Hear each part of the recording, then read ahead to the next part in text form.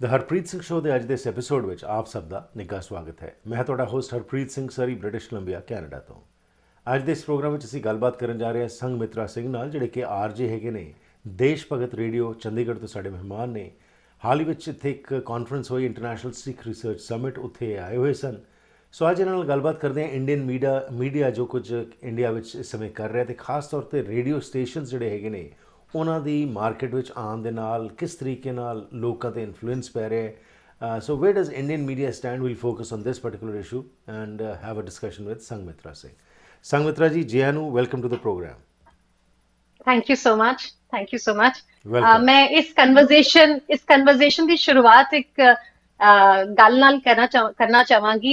वो कहते हैं ना कि खुद वो बदलाव बने जो आप दुनिया में देखना चाहते हैं। So I think इस जड़ी कन्वर्सेशन दी जड़ी क्रक्स है, I think we'll focus on this so that we be the change. Absolutely, no doubt about it. Thank you. So ਥੋੜਾ ਜਿਹਾ ਆਪਣੇ ਬਾਰੇ ਦੱਸੋ ਸੰਗਮਿਤਰਾ, ਤੁਸੀਂ ਜਰਨਲਿਜ਼ਮ ਵਾਲੇ ਪਾਸੇ ਤੁਹਾਡਾ ਧਿਆਨ ਕਿਵੇਂ ਪਿਆ? ਜੀ ਨਮਸਕਾਰ, ਆਦਾਬ, ਸਤਿ ਸ਼੍ਰੀ ਅਕਾਲ। ਮੈਨੂੰ ਕਹਿੰਦੇ ਆ ਜੀ RJ ਸੰਗਮਿਤਰਾ। I am working with Desh Bhagat University Radio at the moment. This is a community radio station, Tri-City based, that is Chandigarh, Mohali and Panchkula. ਤੇ ਜੇ ਮੈਂ ਜਰਨਲਿਜ਼ਮ ਦੀ ਗੱਲ ਕਰਾਂ, ਐਕਚੁਅਲੀ ਰੇਡੀਓ ਜੌਕੀ ਬਣਨ ਦੀ ਜੇ ਮੈਂ ਗੱਲ ਕਰਾਂ ਜੀ, ever since I was a student, so I believe I was in class 7th when I used to like come part time. ਮੇਰੀ ਗਰਮੀਆਂ ਦੀਆਂ ਛੁੱਟੀਆਂ ਸੀਗੀਆਂ ਤੇ ਮੈਂ ਸਟੂਡੀਓ ਗਈ ਤੇ ਮੈਨੂੰ ਇੱਕ ਸ਼ੋਅ ਦਿੱਤਾ ਗਿਆ, ਛੋਟਾ ਜਿਹਾ ਕੈਪਸੂਲ ਸੀਗਾ। It was by the name of Sangmitra Diaries. It is still being aired at the moment. So these were short inspirational stories that I used to, write basically, and then, speak up for the people. So that's how I started this journey of being a radio jockey, and now I am the station head as well. Wonderful. So it's a beautiful journey. It's a beautiful journey where I actually used to learn from my, writings actually. Wonderful. ਸੋ ਕਿੰਨੇ ਸਾਲ ਹੋ ਗਏ ਤੁਹਾਨੂੰ ਇਸ field ਵਿੱਚ ਆਏ ਹੋਏ? Sir ਜੇ ਪ੍ਰੋਫੈਸ਼ਨਲੀ ਜੇ ਮੈਂ ਗੱਲ ਕਰਾਂ ਤਾਂ it's been around 4 years now that I am dedicatedly working in this field. Very nice, wonderful. So Sangamitra, ਗੱਲ ਜੋ ਤੁਸੀਂ ਕਰਨੇ ਆ ਅੱਜ ਨੌਜਵਾਨ ਪੀੜ੍ਹੀ ਜਿਹੜੀ ਹੈਗੀ ਉਹਦੀ ਸੋਚ ਦੀ ਗੱਲ ਕरें, ਤੁਸੀਂ ਬੜੀ ਸੋਹਣੀ ਗੱਲ ਕਹੀ ਕਿ ਸਟਾਰਟ ਜਿਹੜਾ ਤੁਸੀਂ ਕੀਤਾ ਕਿ ਅਸੀਂ ਦੁਨੀਆ ਚੇਂਜ ਲੈਣਾ ਚਾਹੁੰਦੇ ਹਾਂ, ਪਰ ਆਪਣੇ 'ਚੋਂ ਚੇਂਜ ਅਸੀਂ ਕਈ ਵਾਰ ਪਿੱਛੇ ਹਟ ਜਾਂਦੇ ਹਾਂ। ਦੁਨੀਆ ਨੂੰ ਚੇਂਜ ਕਰਾਂਗੇ ਪਰ ਆਪਣੇ ਆਪ ਨੂੰ ਚੇਂਜ ਨਹੀਂ ਕਰਾਂਗੇ। ਅੱਜ ਤੁਸੀਂ ਯੰਗਸਟਰਸ ਦੀ ਗੱਲ ਕਰਨੇ, ਤੁਹਾਡੇ ਵਰਗੇ, ਉਹਨਾਂ ਦੀ ਸੋਚ ਕੀ ਹੈਗੀ ਹੈ? ਕਿਉਂਕਿ ਜੋ ਅਸੀਂ ਦੇਖ ਰਹੇ ਹਾਂ, ਹਰ ਇੱਕ ਕੋਈ ਬਾਹਰਲੇ ਮੁਲਕਾਂ ਨੂੰ ਆਉਣਾ ਚਾਹੁੰਦਾ ਤੇ ਕੈਨੇਡਾ ਇੱਕ ਪ੍ਰਾਈਮ ਡੈਸਟੀਨੇਸ਼ਨ ਹੈਗਾ ਹੈ। ਕੀ ਇੰਡੀਆ ਦੇ ਵਿੱਚ ਬਹੁਤ ਮਾੜੇ ਹਾਲਾਤ ਨੇ ਜਿਹਦੇ ਕਰਕੇ ਨੌਜਵਾਨ ਜਿਹੜੇ ਨੇ ਸਮਝਦੇ ਨੇ ਉਹਨਾਂ ਦਾ ਫਿਊਚਰ ਉੱਥੇ ਠੀਕ ਨਹੀਂ ਹੈਗਾ ਤੇ ਇੱਥੇ ਹੀ ਆਉਣਾ ਚਾਹੁੰਦੇ ਨੇ? ਨਹੀਂ ਸਰ, ਨਾਟ ਐਟ ਆਲ। ਮੈਂ ਵੀ ਚੰਡੀਗੜ੍ਹ ਰਹਿੰਦੀ ਹਾਂ, ਕੋਈ ਏਦਾਂ ਦੇ I think Chandigarh is a beautiful city. ਤੇ ਮਾੜੇ ਹਾਲਾਤਾਂ ਦੀ ਤਾਂ ਆਈ ਥਿੰਕ ਐਕਚੁਅਲੀ ਇੱਕ ਟ੍ਰੈਂਡ ਬਣ ਗਿਆ ਹੈ ਮੇਰੇ ਹਿਸਾਬ ਨਾਲ, ਕਿਉਂਕਿ ਕੀ ਹੈ ਕਿ ਬਹੁਤ ਹੁਣ ਪਿਛਲੇ डिकेड तो 2 decades ਤੋਂ ਬਹੁਤ ਸਾਰੇ ਲੋਕ ਕੈਨੇਡਾ ਸ਼ਿਫਟ ਹੋਏ ਆ, ਐਕਚੁਅਲੀ ਬਹੁਤ ਸਾਰੀ ਕੰਟਰੀਜ਼ ਸ਼ਿਫਟ ਹੋਏ ਆ। ਤਾਂ ਇੱਕ ਉਹ ਪੇੜ ਚਾਲ ਜਿਹਨੂੰ ਕਹਿੰਦੇ ਆ ਨਾ ਪੰਜਾਬੀ ਦੇ ਵਿੱਚ, ਸੋ ਬੇਸਿਕਲੀ ਉਸਨੂੰ ਹੀ ਫੋਲੋ ਕੀਤਾ ਜਾ ਰਿਹਾ ਹੈ। ਬਟ ਹੁਣ the times are changing and people are very much, ਹੁਣ ਉਹ ਕਹਿੰਦੇ ਨਾ ਕਰੇਜ਼ ਸੀਗਾ ਬੇਸਿਕਲੀ, ਜਿਹਨੂੰ ਕਹਿੰਦੇ ਨਾ ਕਿ ਇੱਕ ਫੈਸ਼ਨ ਹੁੰਦਾ ਹੈ, ਉਹੀ ਫੈਸ਼ਨ ਟ੍ਰੈਂਡ ਚੱਲਦਾ ਰਹਿੰਦਾ ਹੈ। ਸੋ ਉਹ ਕਰੇਜ਼ ਹੁਣ ਕਿਤੇ ਨਾ ਕਿਤੇ ਰੁਕ ਰਿਹਾ ਹੈਗਾ, because people are getting enlightened because of the social media and the connectivity that is there across the globe. ਜਿਹਦੇ ਨਾਲ they are getting to know the basics of how people are actually living abroad. It's not that it's not a flower bed after all. So at the end of the grass day. is always greener on the other side, and because ਤੁਸੀਂ ਵੀ ਇੱਥੇ ਆ ਕੇ ਆਪ ਦੇਖਿਆ, ਤੁਸੀਂ ਉਹ seminar ਵੀ attend ਕੀਤਾ ਜਿੱਥੇ ਕਿ ਇੰਟਰਨੈਸ਼ਨਲ ਸਟੂਡੈਂਟਸ ਦੇ ਬਾਰੇ ਕਾਫੀ ਕੁਝ ਚਰਚਾ ਹੋਈ ਕਿ ਗ੍ਰੀਨ ਐਕਚੁਅਲ ਰਿਐਲਿਟੀਜ਼ ਕੀ ਹੈਗੀਆਂ ਨੇ। ਸੋ ਜਿਸ ਤਰ੍ਹਾਂ ਤੁਸੀਂ ਕਿਹਾ ਕਿ ਹੁਣ ਅਵੇਅਰਨੈਸ ਵੱਧ ਰਹੀ ਹੈਗੀ ਹੈ, ਥੋੜ੍ਹਾ ਜਿਹਾ ਆਪਣੇ ਦੇਸ਼ ਭਗਤ ਰੇਡੀਓ ਸਟੇਸ਼ਨ ਬਾਰੇ ਦੱਸੋ ਕਿ ਤੁਸੀਂ ਕਿਹਾ ਇੱਕ ਕਮਿਊਨਿਟੀ ਸਟੇਸ਼ਨ ਹੈਗਾ ਹੈ। ਸੋ ਇਹਦੇ ਵਿੱਚ ਤੁਸੀਂ ਕਿਹੜੇ ਇਸ਼ੂਜ਼ ਨੂੰ ਲੈ ਕੇ ਆਉਂਦੇ ਹੋ, ਕਿਹੜੀ ਚੀਜ਼ਾਂ ਦੇ ਉੱਤੇ ਤੁਸੀਂ ਫੋਕਸ ਕਰਦੇ ਹੋ ਜਿਹਦੇ ਨਾਲ ਕਿ ਲੋਕਾਂ ਦੇ 'ਚ ਅਵੇਅਰਨੈਸ ਵੱਧ ਸਕੇ? Ji. So basically, I'll start off with my show. It's called City Life. Okay. So it comes from 8 a.m. to 8 to 11 a.m. So basically here again, we talk about the city issues. May it be student ਦੇ ਕੋਈ concerns ਹੁੰਦੇ ਹੈ ਜਾਂ ਫਿਰ general administration ਦੇ updates ਹੁੰਦੇ ਹੈ. So it's not always, see, news is not always concerns. It's always a balance of the good news and the bad news. Ji. So, any developments that are taking place in the city, we talk about that. we take जनता का opinion, which is very very important. ਅਸੀਂ ਉਹਨਾਂ ਦਾ opinion ਜਾਣਦੇ ਹਾਂ, ਜੇ ਕੋਈ suggestions ਹੁੰਦੇ ਹੈ ਉਹ ਸਾਨੂੰ ਦਿੰਦੇ and then we talk to the officials, administration ਨਾਲ ਅਸੀਂ ਗੱਲ ਕਰਦੇ ਹਾਂ. I have this session with Mayor Chandigarh, Shri Anup Gupta ji. So I often talk to him on various city issues. So we collect these questions and then we present it to him. It's called, you can check my Instagram, Facebook, RJ Sangmitra. I've like put quite a number of videos on that topic. And then, of course, the local issues like, जिमें suppose किते आजकल parking दी बहुत ज़्यादा समस्या है. I'm sure that's everywhere. Probably, you know, as a country progresses, so लोगा को और ज़्यादा vehicles आंदे ने, so you know that needs to be addressed. So आजकल जिमें parking दा बहुत ज़्यादा समस्या है. लोग underground, we have underground parkings there, but people somehow don't tend to use it. So you know, it's like awareness on that. Then of course not honking, you know, not honking at your whims and fancies. वो भी एक बहुत important I think question हैगा, मुद्दा हैगा जिसके ऊपर गल करनी है. So there are various issues that we talk on. उन्हें currently जो मैं गल करा था, उन्हें Chandigarh was awarded as by the President of India. Conclave hoya siga on Swachhata. So that was again, that is one of the feathers in our cap that Chandigarh has earned lately. So yeah, so various topics. Wonderful, that's great. ਜਦੋਂ Indian media ਦੀ ਗੱਲ ਕਰਦੇ ਹੈਗੇ ਆ ਤੇ ਜਿਸ ਤਰ੍ਹਾਂ ਤੁਸੀਂ ਕਿਹਾ ਕਮਿਊਨਿਟੀ ਸਟੇਸ਼ਨ ਤੁਹਾਡਾ ਜਿਹੜਾ ਹੈਗਾ ਤੁਹਾਡਾ, ਤੁਸੀਂ ਉਹ ਇਸ਼ੂਜ਼ ਨੂੰ ਲੈ ਕੇ ਆਉਂਦੇ ਹੋ ਜਿਹੜੇ ਕਿ ਰੋਜ਼ਮਰਾ ਜ਼ਿੰਦਗੀ ਨਾਲ ਰਿਲੇਟਡ ਹੈਗੇ ਨੇ. But when we see the Indian media, ਅੱਜ ਬਹੁਤ ਸਾਰੀ ਇਹ ਗੱਲਬਾਤ ਸਾਹਮਣੇ ਆ ਰਹੀ ਹੈ ਕਿ ਇੰਡੀਅਨ ਮੀਡੀਆ ਓਪੀਨੀਏਟਡ ਹੈਗਾ. ਜਿਹੜੇ ਐਂਕਰਸ ਨੇ, ਜਿਹੜੇ ਆਰਜੇਜ਼ ਨੇ, ਉਹ ਆਪਣੀ ਸੋਚ ਜਿਹੜੀ ਲੋਕਾਂ ਦੇ ਥੋਪਣਾ ਚਾਹੁੰਦੇ ਨੇ, ਜਦ ਕਿ ਐਜ਼ ਅ ਜਰਨਲਿਸਟ ਆਪਣਾ ਕੰਮ ਹੈਗਾ ਐਜ਼ ਅ ਮੀਡੀਏਟਰ. ਤੁਸੀਂ ਇੱਕ ਜ਼ਰੀਆ ਹੋ ਜਿਹਦੇ ਰਾਹੀਂ ਤੁਸੀਂ ਇਸ਼ੂਜ਼ ਨੂੰ ਲੈ ਕੇ ਆ ਰਹੇ ਹੋ. The public is to you know make up their own opinions, but it's changing. ਉਹਦੇ ਬਾਰੇ ਤੁਹਾਡਾ ਕੀ ਵਿਚਾਰ ਹੈਗਾ ਕਿ ਕੀ ਇੰਡੀਅਨ ਮੀਡੀਆ ਦੇ ਵਿੱਚ ਜੋ ਇਹ ਟ੍ਰੈਂਡ ਨਜ਼ਰ ਆ ਰਿਹਾ ਹੈ, how is it impacting for positive or negative?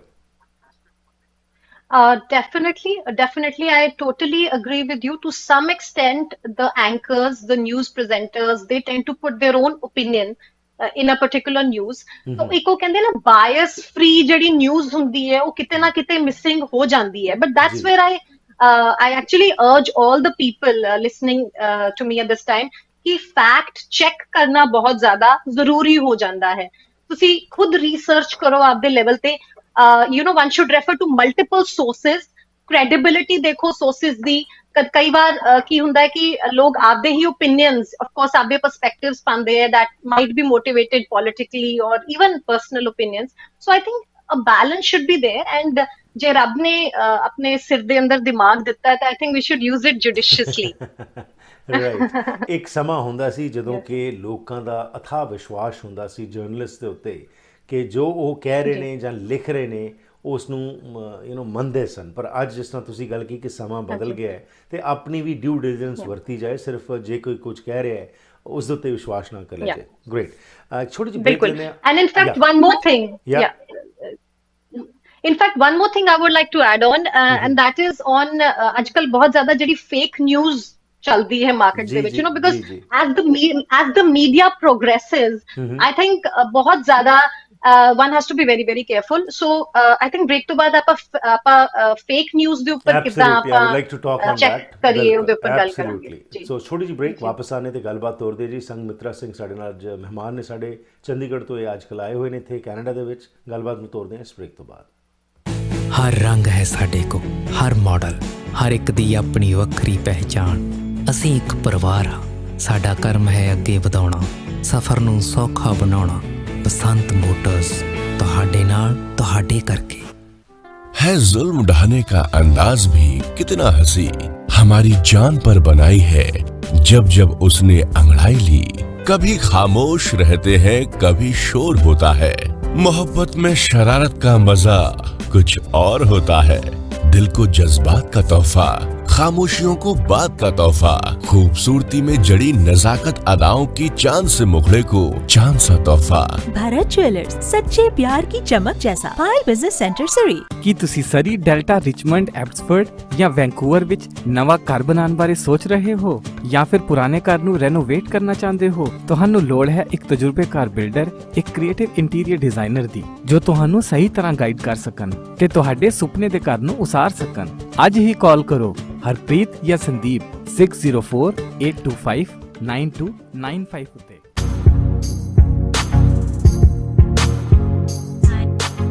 ਸਵਾਗਤ ਕਰਦਾ ਹਾਂ ਜੀ ਇੱਕ ਵਾਰ ਫਿਰ ਆਪ ਸਭ ਦਾ ਅੱਜ ਦੇ ਇਸ ਪ੍ਰੋਗਰਾਮ ਵਿੱਚ। ਅੱਜ ਦਾ ਇਹ ਪ੍ਰੋਗਰਾਮ ਤੁਹਾਡੇ ਤੱਕ ਪਹੁੰਚਾਇਆ ਜਾ ਰਿਹਾ AMC ਇੰਸ਼ੋਰੈਂਸ ਦੇ ਸਹਿਯੋਗ ਦੇ ਨਾਲ।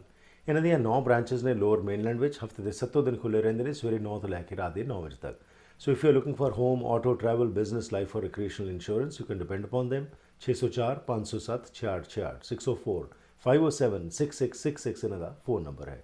ਸਾਡੇ ਅਗਲੇ ਸਹਿਯੋਗੀ ਹਨ Agnihotri immigration. Temporary status PR, ਨਵੇਂ ਹੋ ਕੈਨੇਡਾ ਵਿੱਚ, ਕੈਨੇਡਾ ਆਉਣਾ ਚਾਹੁੰਦੇ ਹੋ, ਇਮੀਗ੍ਰੇਸ਼ਨ ਸੰਬੰਧੀ ਕੋਈ ਵੀ ਜਾਣਕਾਰੀ ਲੈਣੀ ਹੈ ਤਾਂ ਨੀਰਾ ਅਗਨੀਹੋਤਰੀ, ਜਿਹੜੇ ਕਿ 2006 ਤੋਂ ਸਰਟੀਫਾਈਡ ਇਮੀਗ੍ਰੇਸ਼ਨ ਕੰਸਲਟੈਂਟ ਵਜੋਂ ਕੰਮ ਕਰ ਰਹੇ ਨੇ, ਤੁਹਾਡੀ ਮਦਦ ਕਰਨਗੇ। For honest and reliable information ਇਹਨਾਂ ਦਾ ਵਾਅਦਾ ਹੈ ਤੁਹਾਨੂੰ। ਕਾਲ ਕਰੋ 604-597-2284 604-597-2284। ਅੱਜ ਸਾਡੇ ਮਹਿਮਾਨ ਨੇ ਸੰਗਮਿਤਰਾ ਸਿੰਘ, ਜਿਹੜੇ ਕਿ ਇੱਕ RJ ਨੇ ਦੇਸ਼ ਭਗਤ ਰੇਡੀਓ ਕਮਿਊਨਿਟੀ ਸਟੇਸ਼ਨ ਜੋ ਚੰਡੀਗੜ੍ਹ ਵਿੱਚ ਚੱਲਦਾ ਹੈ, ਟਰਾਈ ਸਿਟੀਜ਼ ਦੇ ਵਿੱਚ। ਤਾਂ ਉਹਨਾਂ ਨੂੰ ਮੁੜ ਤੋਂ ਲੈ ਕੇ ਆਈਏ ਅਤੇ ਗੱਲਬਾਤ ਨੂੰ ਅੱਗੇ ਤੋਰਦੇ ਹਾਂ। ਸੋ ਸੰਗਮਿਤਰਾ, ਬ੍ਰੇਕ ਤੋਂ ਪਹਿਲਾਂ ਜੋ ਗੱਲ ਚੱਲ ਰਹੀ ਸੀ, ਤੁਸੀਂ ਫੇਕ ਨਿਊਜ਼ ਦਾ ਜ਼ਿਕਰ ਕੀਤਾ। ਅੱਜ ਸੋਸ਼ਲ ਮੀਡੀਆ ਦਾ ਯੁੱਗ ਹੈਗਾ ਹੈ। ਹਰ ਇੱਕ ਵਿਅਕਤੀ ਅੱਜ ਜਰਨਲਿਸਟ ਹੈ, ਕਿਉਂਕਿ ਜਿਸ ਕੋਲ ਫੋਨ ਹੈ ਉਹ ਫਟਾਫਟ ਰਿਕਾਰਡਿੰਗ ਕਰਦਾ ਹੈ ਅਤੇ ਉਸਨੂੰ ਔਨਲਾਈਨ ਕਰ ਦਿੰਦਾ ਹੈ। ਅਸੀਂ ਵੀ ਉਸਨੂੰ ਵੈਰੀਫਾਈ ਨਹੀਂ ਕਰਦੇ, ਭਾਵੁਕ ਹੋ ਕੇ। ਜੇਕਰ ਕੋਈ ਐਸੀ ਚੀਜ਼ ਉਹ ਵਾਇਰਲ ਹੋ ਹੀ ਜਾਂਦੀ ਹੈ, ਕਈ ਵਾਰ ਪਤਾ ਲੱਗਦਾ ਕਿ ਇਹ ਤਾਂ ਹੈ ਹੀ ਨਹੀਂ ਸੀ ਚੀਜ਼। ਸੋ ਇਹਦੇ ਬਾਰੇ ਥੋੜ੍ਹਾ ਜਿਹਾ ਦੱਸੋ ਕਿ ਉਸ ਪੱਖੋਂ ਕਿੱਥੇ ਅੱਜ ਅਸੀਂ ਖਲੋਤੇ ਹੈਗੇ, ਖਾਸ ਤੌਰ 'ਤੇ ਇੰਡੀਆ ਦੇ ਵਿੱਚ, ਤੇ ਕਿਵੇਂ ਫੇਕ ਨਿਊਜ਼ ਜਿਹੜੀ ਹੈਗੀ ਉਹ ਕਾਫੀ ਜ਼ਿਆਦਾ ਪ੍ਰੈਵਲੈਂਟ ਹੁੰਦੀ ਜਾ ਰਹੀ। ਜੀ, so it is quite unfortunate ਕਿ ਜਿੰਨੀ ਜ਼ਿਆਦਾ ਆਪਾਂ ਟੈਕ ਫ੍ਰੈਂਡਲੀ ਹੋ ਰਹੇ ਹਾਂ, ਉਨੇ ਹੀ ਜ਼ਿਆਦਾ ਆਪਾਂ we don't check our facts. So that is something very, very sad here. But again, see, it's an open world where everybody has the right to freedom of speech and expression. We cannot curtail that for sure. But definitely, ਆਪਾਂ ਥੋੜਾ ਜਿਹਾ ਦਿਮਾਗ use ਕਰਕੇ ਆਪਾਂ ਉਸ news ਨੂੰ verify ਕਰ ਸਕਦੇ ਹਾਂ। So it is very important, I think, ਆਪਾਂ ਸੋਰਸ ਨੂੰ ਚੈੱਕ ਕਰੀਏ ਕਿ ਕਿਸ ਸੋਰਸ ਤੋਂ ਤੁਸੀਂ ਉਹ ਨਿਊਜ਼ ਲੈ ਰਹੇ ਹੋ। That is point number 1 ਪਰਹੈਪਸ।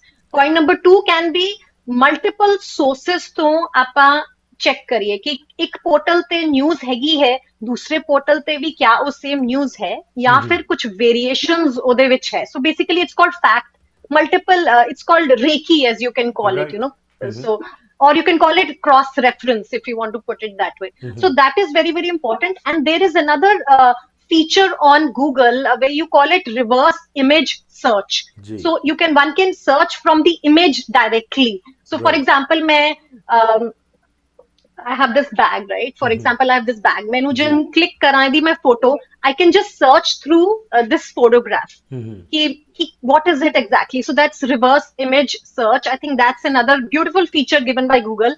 Then most importantly, there are these government websites. Actually, I would call it currently, main jis portal da thonu main naam dassangi, those are Twitter pages. So one is PTI fact check, and the other one is PIB fact check. So these are the government, I would say, portals where you can just keep on checking ki our news fake hai ya our real hai. I mean, the government actually tells you that. So I think this is an amazing source where you cannot get misled. That's interesting that government has come forward with this fact checking kind of portal.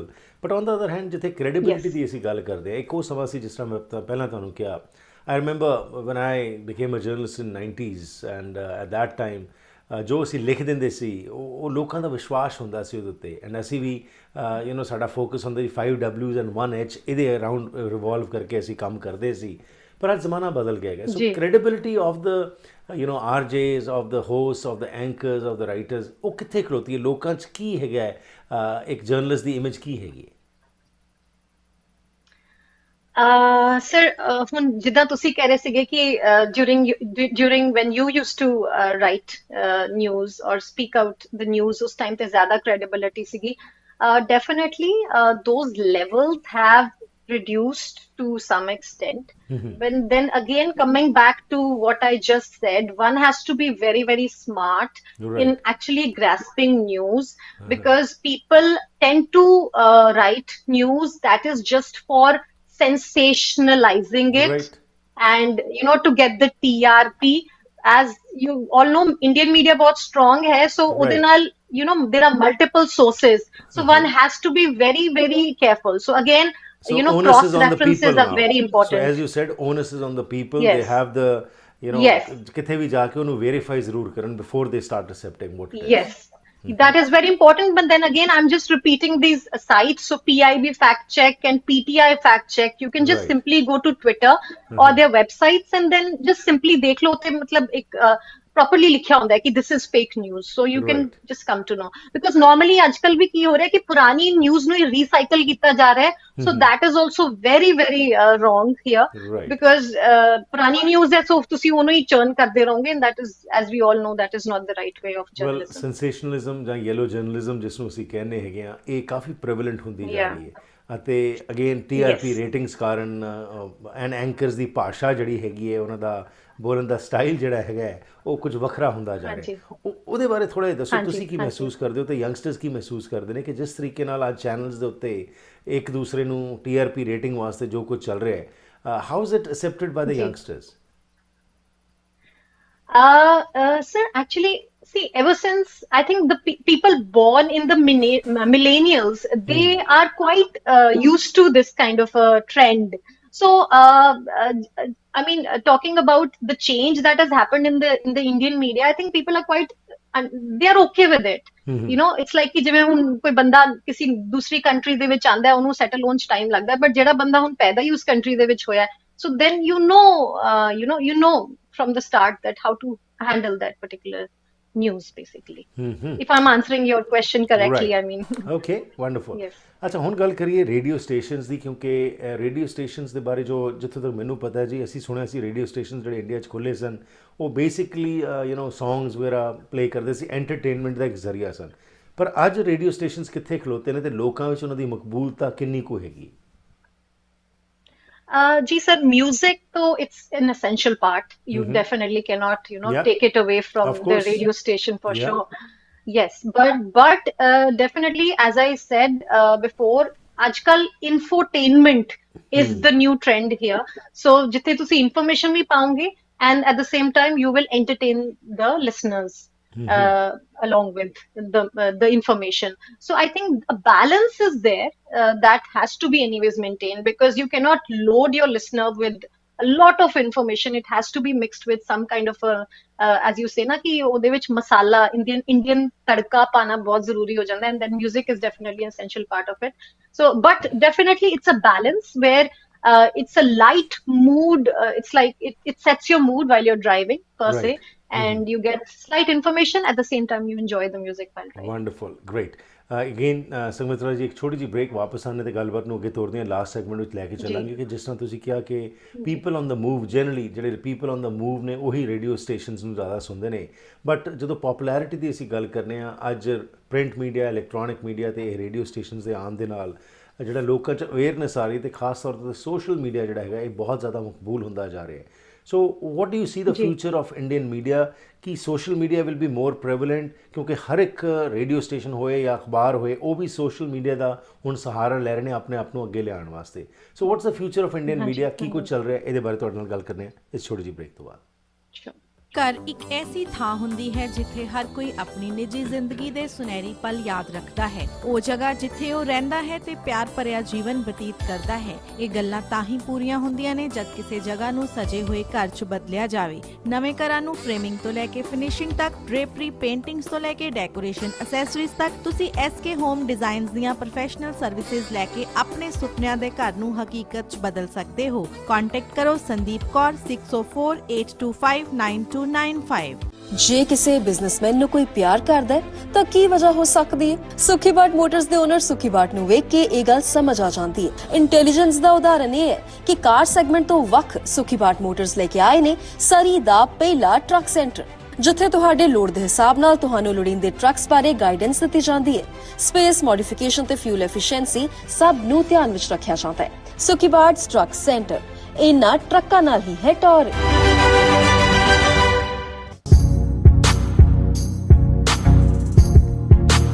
ਸਾਡੇ ਮਹਿਮਾਨ ਨੇ ਜੀ ਸੰਗਮਿਤਰਾ ਸਿੰਘ, ਜਿਹੜੇ ਕਿ ਆਰਜੇ ਹੈਗੇ ਨੇ ਦੇਸ਼ ਭਗਤ radio, ਜਿਹੜਾ ਕਿ ਚੰਡੀਗੜ੍ਹ ਵਿੱਚ ਹੈਗਾ।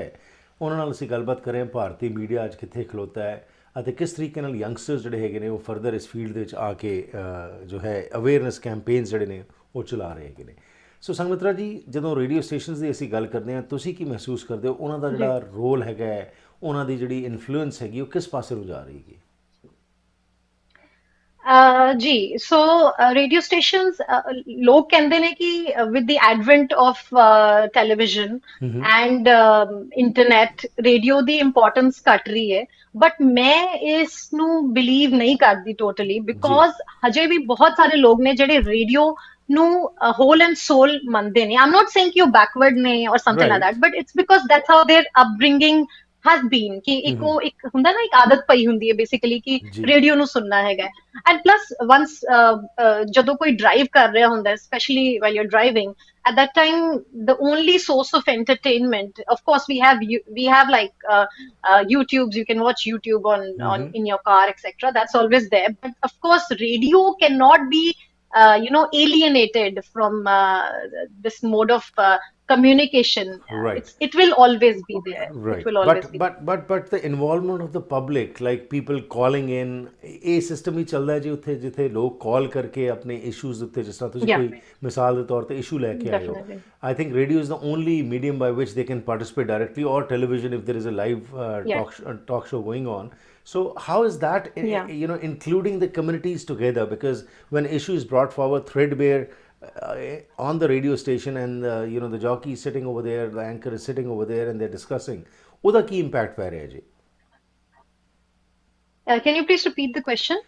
ਸੋ ਮੇਰਾ ਸਵਾਲ ਸੀ ਕਿ ਸੰਗਮਿਤਰਾ, ਕਿ ਜਦੋਂ ਲੋਕ ਕਾਲ ਇਨ ਕਰਦੇ ਹੈਗੇ ਨੇ ਰੇਡੀਓ ਸਟੇਸ਼ਨਸ ਤੇ, ਜਦੋਂ ਤੁਹਾਡੇ ਟਾਕ ਸ਼ੋਜ਼ ਚੱਲ ਰਹੇ ਹੁੰਦੇ ਨੇ, ਉਹ ਵੀ ਇਨਵੋਲਵ ਹੁੰਦੇ ਨੇ, ਉਹਦੇ ਨਾਲ ਕਿਵੇਂ ਸਿਸਟਮ ਦੇ ਉੱਤੇ ਉਹਦਾ ਇੰਪੈਕਟ ਪੈਂਦਾ? ਕਿ ਜਿਸ ਤਰ੍ਹਾਂ ਤੁਸੀਂ ਐਗਜ਼ਾਮਪਲ ਦਿੱਤਾ ਸੀ ਕਿ ਤੁਸੀਂ ਮੇਅਰ ਨਾਲ ਇਸ਼ੂਜ਼ ਨੂੰ ਲੈ ਕੇ ਡਿਸਕਸ ਕਰਦੇ ਹੋ, ਸੋ ਜਦੋਂ ਲੋਕ ਥ੍ਰੈਡਬੇਅਰ ਆ ਕੇ ਆਪਣੇ ਇਸ਼ੂਜ਼ ਨੂੰ ਦੱਸਦੇ ਨੇ ਤੇ ਤੁਸੀਂ ਐਜ਼ ਅ ਮੀਡੀਅਮ ਅੱਗੇ ਲੈ ਕੇ ਉਹ ਇਸ਼ੂਜ਼ ਨੂੰ ਲੈ ਕੇ ਜਾਂਦੇ ਹੋ, ਉਹਦਾ ਕੀ ਅਸਰ ਪੈਂਦਾ ਹੈਗਾ?